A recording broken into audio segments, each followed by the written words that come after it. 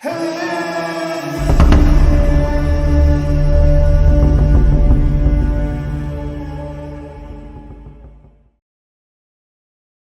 beira de uma estrada poeirenta, estava estacionado um carro importado e sofisticado. Ele estava manchado com respingos de lama por toda parte, e seu para-brisa estava uma bagunça. Ao lado do carro, 3 jovens estavam de pé, cada um com menos de 20 anos. Eles eram conhecidos por suas travessuras audaciosas, gastos extravagantes e por sempre se vestirem com as melhores roupas. Os 3 eram amigos da mesma universidade. Pedro estava destinado a ser o médico entre eles. Cresceram acreditando que podiam fazer tudo o que quisessem. Seus dias eram preenchidos com jantares luxuosos, baladas e festas intermináveis. Com tal agitação em suas vidas, muitas vezes se esqueciam de suas aulas depois de uma noite fora. Naquele dia em particular, em vez de voltar para casa depois da festa, decidiram aventurar-se mais longe da cidade. O boato era que o filho de um fazendeiro rico estava dando uma festa gigante. Pedro, Bruno e Diogo não resistiram a tal convite.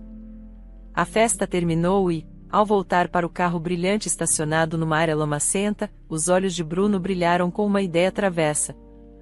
Ei, que tal levarmos essa beleza para um passeio selvagem? Ouvi falar de uma estrada que corta a floresta, pura e inexplorada. Pedro, sempre o sensato, retrucou: Bruno, este carro não é bom para estradas de terra. Tem certeza disso? Diogo riu, abraçando os dois. Vamos lá, quão ruim pode ser? E assim, embarcaram em uma jornada acidentada. A poeira subia enquanto o carro resmungava em protesto, desviando de galhos caídos, saltando por poças d'água e evitando pedras pontiagudas. A aventura dos 3 começou. Bruno, este carro não é feito para essas estradas, exclamou Hall, agarrando-se ao assento. Mais leve, Pedro, respondeu Bruno, os olhos cheios de adrenalina. Em pouco tempo, encontrarão-se de volta ao asfalto, respirando aliviados. No entanto, um som inconfundível quebrou o momento, o sibilar lento do ar escapando. Diogo olhou pelo retrovisor. Acabamos de furar um pneu? Ambos os pneus estavam vazios.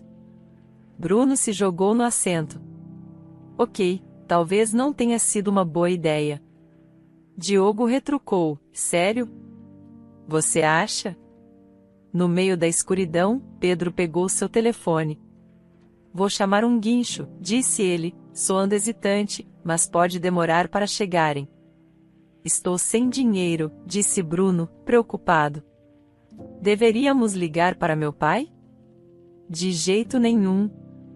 Era para estarmos na aula agora, lembrou Diogo. Bruno murmurou: se ele descobrir isso, vai bloquear meu cartão.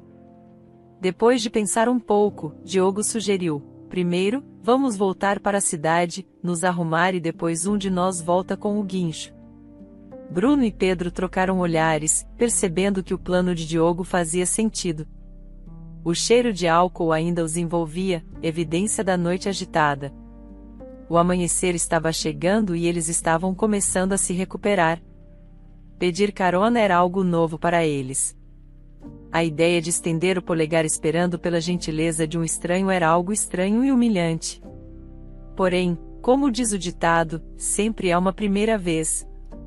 Até jovens privilegiados podem se encontrar em situações inusitadas, lidando com os problemas do homem comum. Naquele trecho da estrada, os carros eram escassos. Pode ser que fiquemos aqui até o meio-dia, lamentou Diogo. Pedro, tentando ser razoável, respondeu: relaxa, Diogo. Aqui não é a cidade, não temos transporte público regular. Bruno, normalmente o mais paciente, estava prestes a se abrigar à sombra das árvores quando viu a silhueta de um ônibus aparecendo de longe. Rapazes, olhem só. Um ônibus está vindo em nossa direção. Imediatamente, tanto Diogo quanto Pedro ficaram em alerta. Sua frustração anterior foi substituída por um lampejo de esperança. Abandonados no meio do nada sem suas carteiras ou seu carro, os jovens sentiram uma vulnerabilidade à qual não estavam acostumados, e estavam ansiosos para se livrar dela. O ônibus se aproximou e o trio pôde ver claramente a motorista.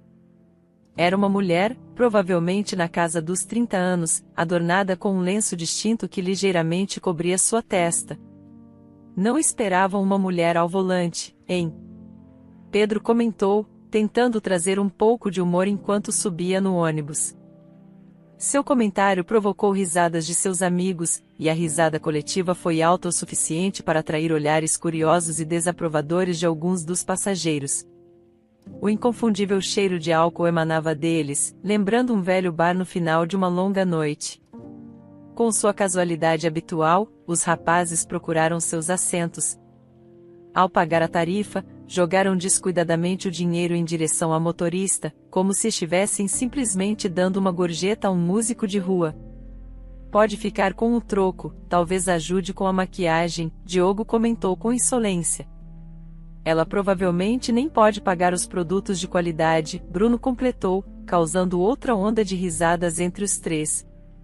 As bochechas da motorista se avermelharam, claramente surpresa com os comentários, mas ela se concentrou na estrada.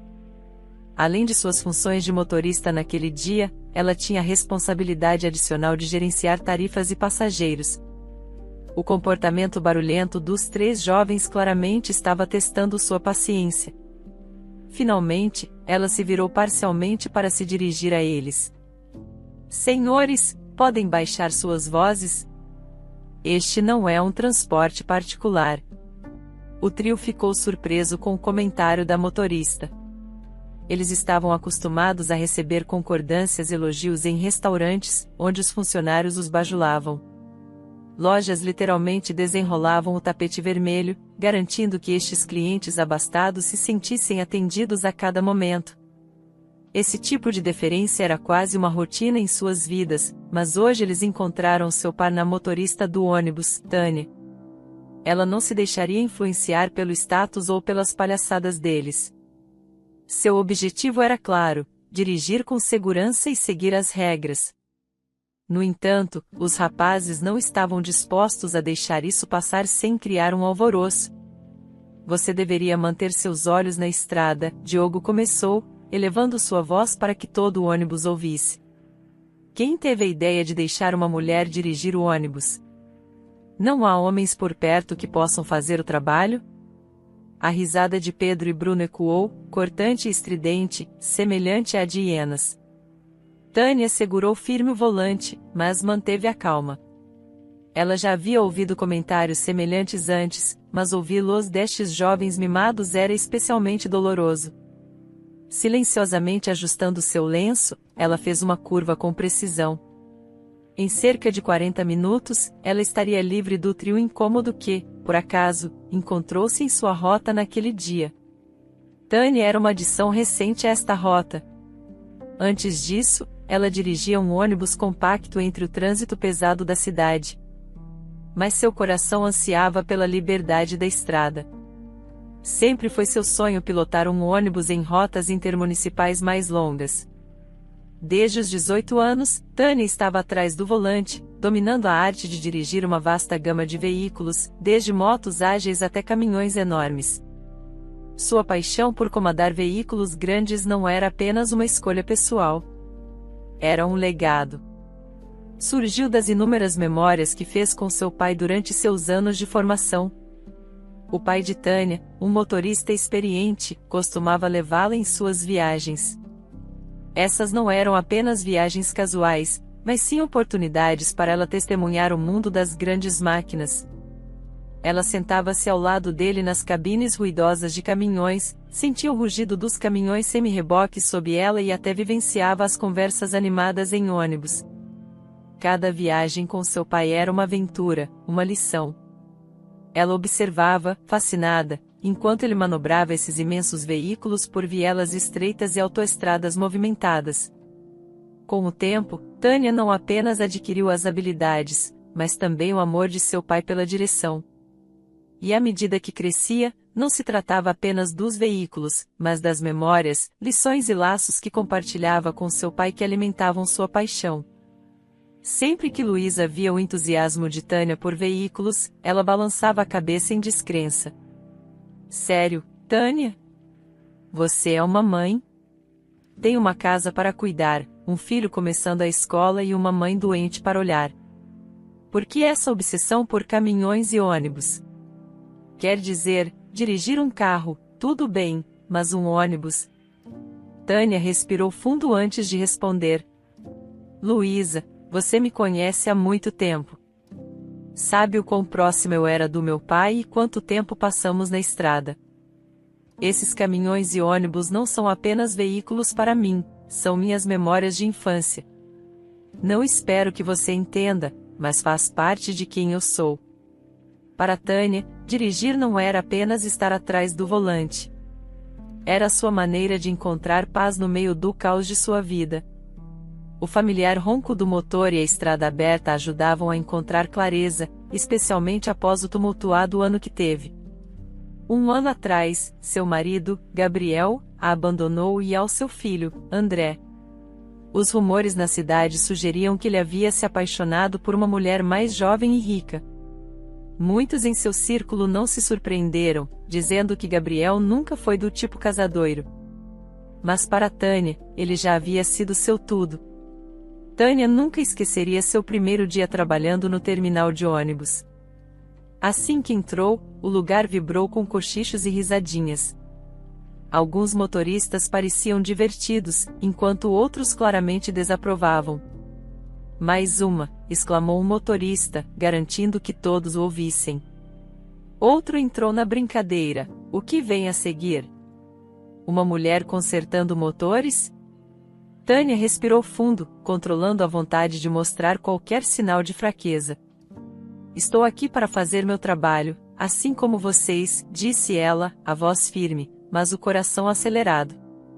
Os dias e semanas que se seguiram não foram fáceis.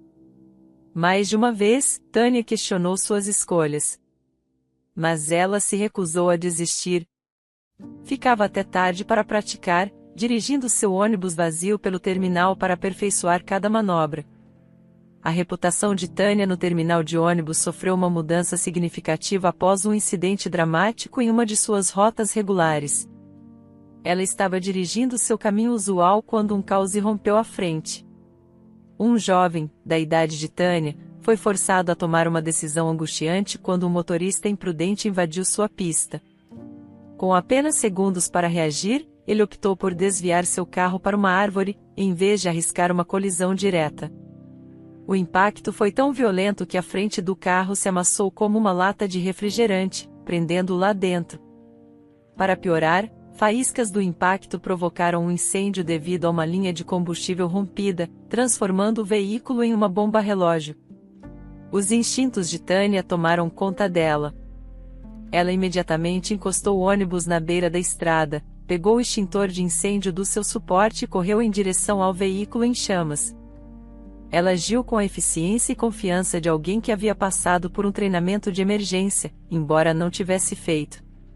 Com o tempo se esgotando, ela combateu as chamas e lutou com a porta do carro amassada tentando libertar o motorista ferido. Sua tenacidade foi recompensada com um surto de força impulsionado pela adrenalina. Ela conseguiu puxar o homem dos destroços, apenas segundos antes do carro explodir em um inferno furioso. Enquanto as sirenes da ambulância soavam ao longe, sinalizando a chegada da ajuda, passageiros do ônibus se aglomeravam ao redor elogiando seu heroísmo. De volta ao terminal de ônibus, a notícia da bravura de Tânia se espalhou rapidamente. Os mesmos colegas que antes a zombavam, agora olhavam com um novo respeito em seus olhos. Ela não era apenas uma motorista de ônibus mulher. Ela era uma salvadora. Esse momento crucial alterou a dinâmica no terminal, servindo como lembrete de que coragem e competência não são determinadas pelo gênero. Tânia, através de suas ações destemidas, havia demonstrado isso. Enquanto combatia as chamas naquele dia, Tânia não tinha consciência das lesões que estava sofrendo.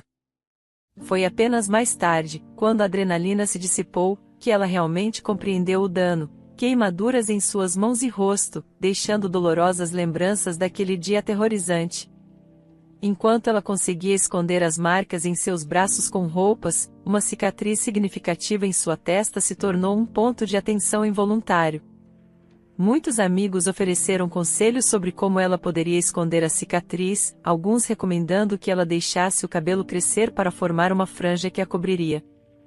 Mas Tânia, sempre prática e fiel a si mesma, decidiu por outra solução. Ela começou a usar um lenço na cabeça.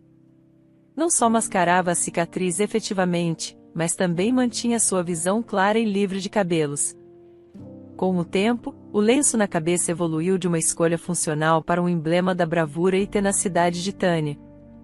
No entanto, algo pesava em seu coração. O homem pelo qual ela havia arriscado sua vida nunca se esforçou para agradecer.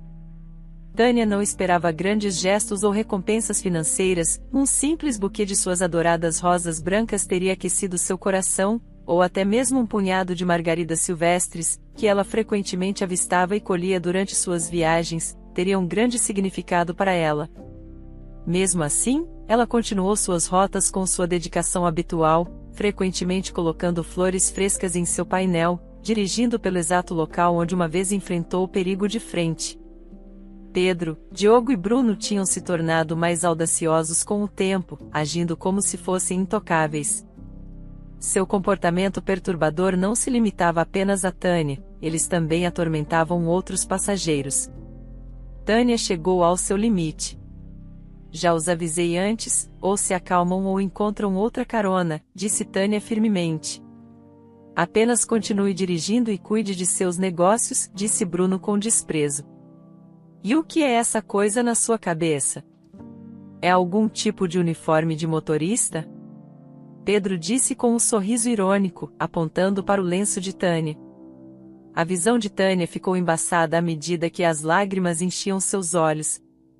O ônibus estava cheio de passageiros vulneráveis, incluindo idosos e crianças, fazendo-a sentir-se ainda mais isolada. Memórias de dificuldades passadas avançaram, ampliando seus sentimentos de frustração atual. O abandono de seu ex-marido, os comentários cruéis de colegas de trabalho e a condescendência de certos passageiros combinaram-se em uma tempestade de emoções. Com determinação ardente, Tânia pisou nos freios, fazendo o ônibus parar bruscamente. Tirando o lenço da cabeça, ela apontou para a porta, com a voz resoluta: "Saiam agora. Caminhem o resto do caminho ou chamem seus pais. Eu não me importo, mas você não vai comigo." Pedro e seus amigos hesitaram por um momento, mas a visão de Tânia empunhando um extintor de incêndio, não para atacar, mas para enfatizar seu ponto, fez com que pensassem duas vezes. Eles se apressaram em sair, percebendo que finalmente encontraram alguém à altura. Abandonados à beira da estrada, a atitude arrogante do trio se dissipou, substituída por um crescente sentimento de constrangimento. Eles começaram sua caminhada pela cidade, tentando pegar carona sem muita esperança, mas à medida que carro após carro passava por eles, ficou claro que sua aparência e reputação os tornavam passageiros indesejados. Então, em um momento que inicialmente parecia ser uma reviravolta afortunada, um carro familiar parou a uma curta distância à frente. O brilho do carro reluzia ao sol da tarde. Ao dar ré, Pedro reconheceu as características distintas do veículo. Era a posse mais preciosa de seu irmão, Estevan. Diogo riu. "Parece que nossa carona chegou. Graças a Deus pela família." Bruno concordou, ansioso pelo conforto dos assentos de couro de Estevan, especialmente após a longa caminhada. Mas quando Estevan saiu de seu carro, qualquer esperança de uma recepção amigável desapareceu. Sua postura era rígida, seu rosto sério e inexpressivo, como uma estátua esculpida em mármore puro. Sem dizer uma saudação, seu olhar penetrante examinou o grupo, demorando-se mais em Pedro, seu irmão mais novo. "Seu carro quebrou ou algo assim?" Estevan finalmente perguntou. "Tivemos um pneu furado", Pedro murmurou. "Você sabe que há um macaco no porta-malas, certo?" Pedro hesitou, depois admitiu: "Ambos os pneus furaram." Estevão suspirou profundamente, esfregando as têmporas. Pedro, quantas vezes vou ter que te ajudar? Quando você vai começar a assumir a responsabilidade? Não posso continuar te resgatando. Estevão sempre achou difícil entender a imprudência de seu irmão mais novo. Pedro tinha privilégios que muitos só podiam sonhar: uma educação de primeira classe, um carro elegante e a liberdade de seguir suas paixões sem preocupações financeiras. O que preocupava Estevão não era inveja ou desprezo pela vida despreocupada de Pedro. Era uma preocupação genuína. Ele frequentemente culpava os amigos de Pedro por seu comportamento desregrado. Estevão acreditava que, se Pedro se cercasse de indivíduos mais focados e ambiciosos, seria influenciado de maneira positiva. Ele sabia, por experiência própria, como a companhia que se mantém pode moldar o caráter e as decisões de uma pessoa. Desde jovem, Estevão foi cativado pelo mundo dos automóveis. Ver seu pai, Samuel, transformar-se de um humilde vendedor de carros no dono de uma vasta cadeia de concessionárias lhe deu um sentido de propósito e responsabilidade. Samuel ainda estava envolvido em muitos aspectos dos negócios, mas a gestão diária havia sido transferida para Estevão. Como CEO, ele tinha inúmeras responsabilidades e cada minuto de seu dia era precioso. A última coisa que ele queria era gastar seu tempo precioso correndo atrás de seu irmão rebelde. Após deixar Diogo e Bruno, o caminho para casa foi preenchido por um silêncio constrangedor. O peso das palavras não ditas pendia pesadamente no ar. Enquanto o carro deslizava suavemente pela estrada, Estevão finalmente rompeu o silêncio. Olha, Pedro, ele começou, escolhendo suas palavras com cuidado, eu entendo. Você quer aproveitar a vida, viver aventuras e criar memórias. E eu realmente quero isso para você. Mas comportamento imprudente não é o caminho, especialmente depois da última noite. Sempre te disse o quanto desprezo dirigir embriagado.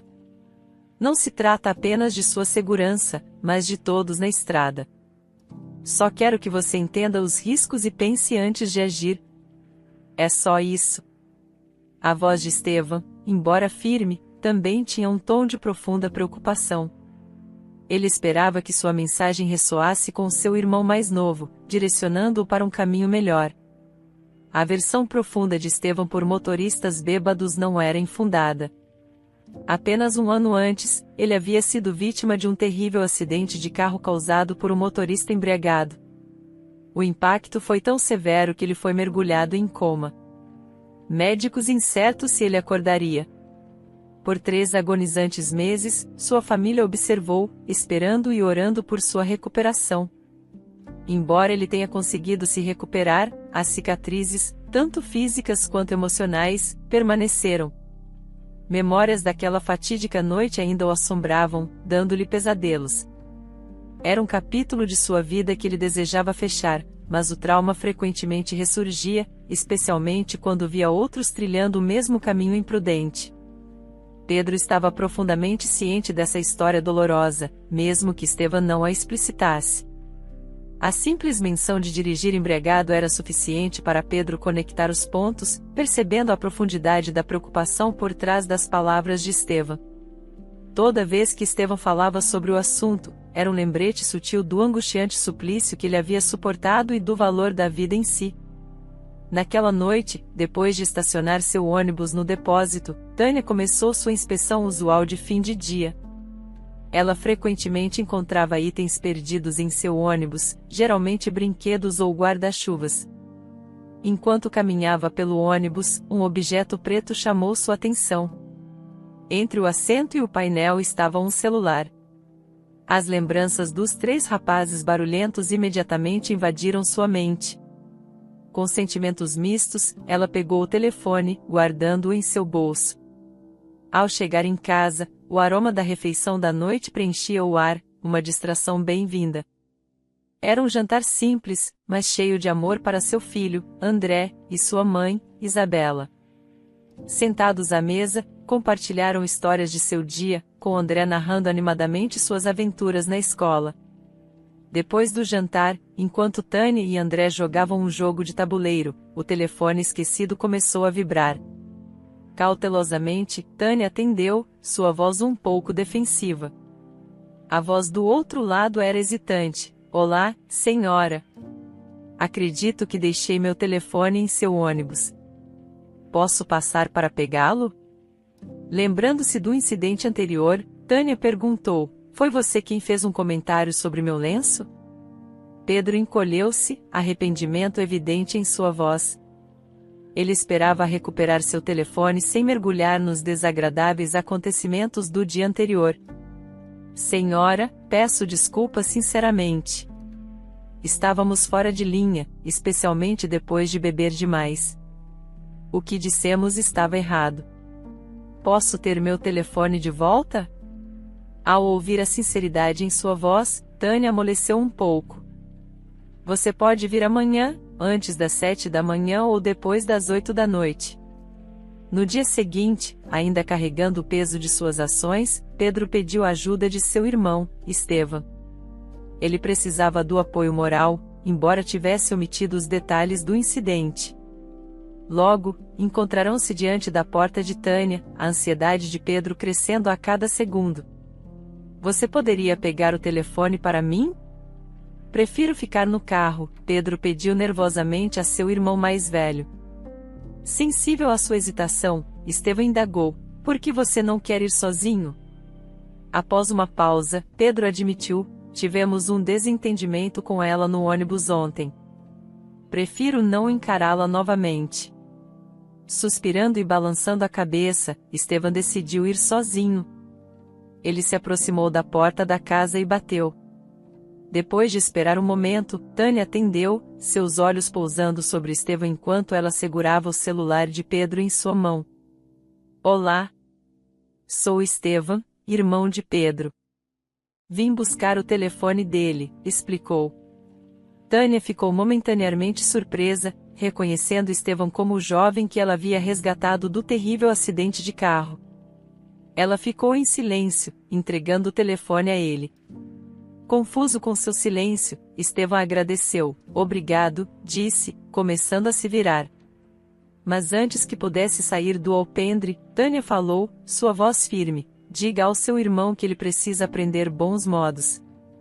Fazer piadas sobre a aparência de alguém não está certo.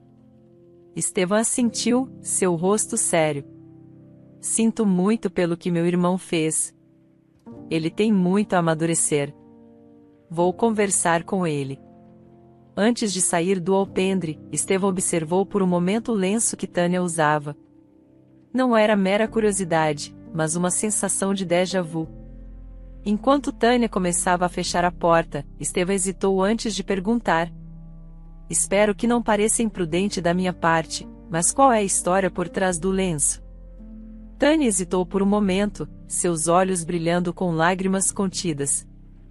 Ela olhou para Estevam e respirou fundo. Estou apenas feliz em vê-lo fora do hospital, ela finalmente sussurrou. As peças do quebra-cabeça se encaixaram para Estevam.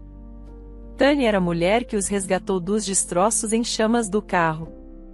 Ele sentiu uma onda de emoções, desde gratidão até vergonha por não tê-la reconhecido antes.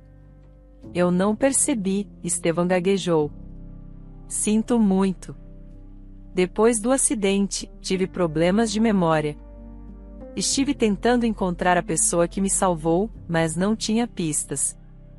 Tânia assentiu, compreensiva. Está tudo bem. Eu não fiz aquilo para ser reconhecida. Apenas fiz o que senti que era certo. Estevam respirou fundo, buscando as palavras. Obrigado, ele finalmente sussurrou, por tudo. Você é verdadeiramente incrível. Enquanto Estevam voltava ao carro, a revelação ainda pesava sobre ele. A mulher que arriscou sua vida para salvá-lo era agora alguém que seu irmão mais novo havia zombado sem pensar. O contraste era nítido, e isso perturbava sua consciência.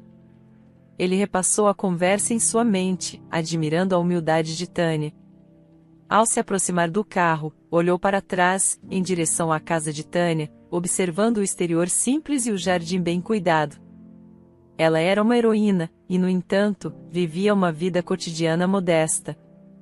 Ele sentiu uma mistura de culpa por não reconhecer sua salvadora antes e raiva de seu irmão por desrespeitá-la. Pedro, notando a longa ausência de seu irmão, ficou impaciente. O que demorou tanto? Ele perguntou quando Estevão entrou no carro. Estevão olhou para Pedro, seus olhos cheios de mistura de descrença e decepção. Aquela mulher, Tânia, ela é quem me salvou do acidente de carro. O lenço que você e seus amigos ridicularizaram esconde as cicatrizes que ela adquiriu ao me resgatar. As palavras de Estevão pesaram muito em Pedro. A lembrança do dia em que soube do acidente voltou à sua mente. Apesar das desavenças e disputas que tiveram ao crescer, o laço entre eles era inegável. Saber que ele havia zombado e menosprezado uma mulher que arriscou a vida para salvar seu irmão encheu Pedro de vergonha e arrependimento. Os dias e semanas passaram, e todos começaram a encontrar seu ritmo novamente. Pedro, após enfrentar a dura realidade de suas ações e receber uma repreensão séria de seus pais, percebeu que estava à deriva.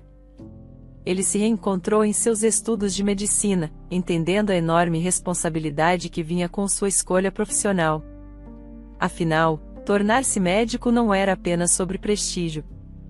Era sobre fazer a diferença e salvar vidas. Mas além de seus estudos, Pedro tinha outra aspiração. Esse novo objetivo não era para ganho pessoal ou reconhecimento. Em vez disso, vinha de um desejo profundo de retribuir e corrigir erros passados. Pedro havia conversado com um de seus professores, que também era médico e realizava cirurgias. Algumas semanas depois, Pedro se encontrou novamente do lado de fora da casa de Tânia, mas desta vez era cedo pela manhã. Ele estacionou seu carro e esperou vê-la sair de sua casa. Saiu do carro segurando um grande buquê de flores. Seu coração batia forte quando ele se aproximou dela. O sol da manhã brilhava, fazendo o orvalho na grama cintilar. Tudo parecia surreal. Era sua chance de corrigir um pequeno erro em um mar de erros. Oi, Tânia. Bom ver você novamente, disse Pedro com um sorriso nervoso, mas sincero. Tânia se virou e seus olhos se arregalaram de surpresa ao vê-lo segurando um buquê colorido de flores. Oi, o que está acontecendo? Tânia perguntou, claramente confusa. Meu nome é Pedro. Essas flores são para você, disse ele, estendendo o buquê para ela. E você aceitaria vir comigo para conhecer meu professor hoje? Tânia parecia ainda mais confusa. Tenho que ir trabalhar. Pedro sorriu com um alívio nos olhos. Não se preocupe, já falei com seu chefe. Você tem um dia de folga. Por que você está fazendo tudo isso? O rosto de Pedro ficou sério. Sinto muito pelo que fiz no outro dia. Eu estava bêbado e foi estúpido. Descobri que você foi quem salvou meu irmão Estevão. Quero fazer algo por você. Eles dirigiram em silêncio até uma clínica médica particular. Antes de entrar, Pedro olhou para Tânia seriamente. Olha, Tânia, você não tem que se preocupar com nada, ok? Estamos aqui para ver um médico sobre suas cicatrizes. E não se preocupe com o custo. Está tudo resolvido. Tânia olhou, os olhos cheios de lágrimas. Era difícil acreditar que esse era o mesmo Pedro que a havia zombado. Foi uma reviravolta chocante, mas emocionante. Pedro a abraçou suavemente e disse, tudo vai ficar bem. Tânia, Estevão te procurou, você sabe, continuou Pedro. Eu entendo que você é do tipo que não espera nada em troca por fazer algo bom. Mas eu quero corrigir isso, se você permitir. Tânia ficou emocionada. Ela sentiu uma onda de emoção e finalmente disse, obrigada, Pedro. Eu nunca esperava isso, mas obrigada. Para Pedro, parecia um momento de redenção. Ele ainda tinha muito a aprender, mas ajudar Tânia foi um passo na direção certa. Ele estava começando a entender o impacto de suas ações sobre os outros e estava determinado a continuar se tornando uma pessoa melhor. Dr. Barbosa era um dos melhores cirurgiões plásticos da clínica. Com anos de experiência, ele era especializado em restaurar e reconstruir aparências. Depois de uma avaliação completa, incluindo testes e consultas, Tânia foi agendada para a cirurgia. Uma semana depois, Tânia fez o procedimento. Tudo correu bem e o Dr. Barbosa ficou satisfeito com os resultados. Ela passou alguns dias na clínica para cuidados pós-operatórios antes de receber alta com instruções detalhadas. Durante esse tempo, Pedro se tornou um inesperado pilar de apoio. Ele frequentemente passava por lá, trazendo mantimentos frescos, preparando refeições e até ajudando nas tarefas da casa. Ele passava tempo com o jovem filho dela, André, brincando e contando histórias, e oferecia ajuda à mãe idosa de Tânia, garantindo que seus medicamentos estivessem em ordem e ela tivesse tudo de que precisava. Vendo os desafios e alegrias diárias dessa família humilde, Pedro se sentiu humilhado. O jovem outrora imprudente encontrou uma nova perspectiva de vida. Ele percebeu como era abençoado, não apenas materialmente, mas com o privilégio da educação e das oportunidades. Ainda assim, em sua mentalidade anterior, ele havia dado tudo como garantido. Passar o tempo com Tânia e sua família, ver sua resiliência, seu vínculo e suas alegrias simples, instilou em Pedro uma nova apreciação pelas bênçãos da vida. Seu coração se sentia mais pleno. Seu propósito, mais claro, a gratidão e o amor refletidos nos olhos de Tânia toda vez que ele a visitava eram o suficiente para confirmar que ele estava no caminho certo, fazendo imenso progresso e encontrando a verdadeira felicidade em retribuir. Samuel e sua esposa Carla começaram a perceber uma mudança distinta em Pedro. Se foram os dias em que ele chegava em casa tropeçando nas primeiras horas da manhã após uma noite de festa imprudente. Agora, era mais provável encontrá-lo com livros em mãos, imerso em seus estudos, ou acordando ao amanhecer para aproveitar o dia. Sua transformação era inconfundível. Uma noite, enquanto a família estava na sala de estar, Pedro correu para o quarto, pegou algo e saiu rapidamente. Eles trocaram olhares, cada um reconhecendo silenciosamente a mudança evidente em seu comportamento. Não havia necessidade de palavras. Com uma risada e uma sobrancelha levantada, Samuel comentou: "Parece que nosso menino finalmente está crescendo." Carla sentiu, um sorriso orgulhoso se formando em seus lábios. "E já era a hora", ela respondeu. Suas emoções eram uma mistura de alívio e orgulho pelo jovem que Pedro estava se tornando. Tânia estava em frente ao espelho, lágrimas escorrendo pelo seu rosto. Pela primeira vez em muito tempo, ela sentiu que podia olhar para si mesma sem ser lembrada das cicatrizes. Ela tocou seu reflexo, emocionada. Naquele momento, o carro de Pedro estacionou em frente à casa. Ele saiu, os braços carregados de sacolas de supermercado e uma grande caixa com a imagem de um ônibus de brinquedo em seu lado. Quando ele entrou na casa, Isabela, a mãe de Tânia, não pôde deixar de rir. "Oh, Pedro, você realmente deveria parar de trazer tantos presentes. Você vai mimar demais o André." Pedro sorriu enquanto colocava as sacolas e a grande caixa na sala de estar. "Este é especial, no entanto. É um ônibus de brinquedo, como o que sua mãe dirige. Pensei que o faria feliz." Tânia saiu para ver o que estava acontecendo e, ao ver o ônibus de brinquedo, seus olhos brilharam, refletindo a nova vivacidade em sua vida. "Você é incrível, Pedro." "Obrigada." "Não há necessidade de agradecer", Pedro respondeu. "Você já fez tanto por nós.